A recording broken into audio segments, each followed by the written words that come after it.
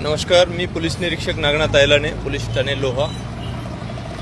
मी लोहावासियांना आवाहन करतो की मागच्या काही दिवसामध्ये बऱ्याचशा फेसबुक, व्हॉट्सॲप, इन्स्टा यावरील ज्या पोस्ट आहेत त्या आक्षेपार्ह पोस्टमुळं आम्ही बऱ्याच लोकांवर कारवाई केलेली आहे।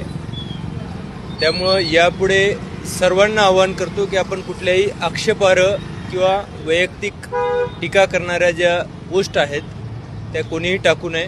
आमच्या सायबरमार्फत सर्व या पोस्टवर वॉच ठेवला जातो आणि त्या जर आक्षेपार्ह असतील तर आम्ही स्वतः त्याचा कॉग्निजन्स घेऊन कारवाई करत आहोत।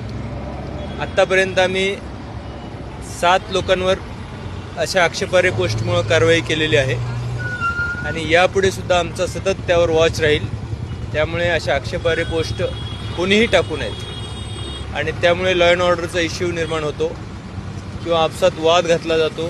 तर अशा जर काही पोस्ट असतील तर त्या त्वरित आमच्या निदर्शनास आणून द्याव्यात। त्यावर प्रतिक्रिया करण्याऐवजी जर पोलिसांच्या निदर्शनास आणून दिल्या तर आम्ही त्याच्यावर कारवाई करू आणि आमचा पोलीस फोर्स जो आहे तो कुठल्याही कायदा व सुव्यवस्थेच्या याला सज्ज आहे।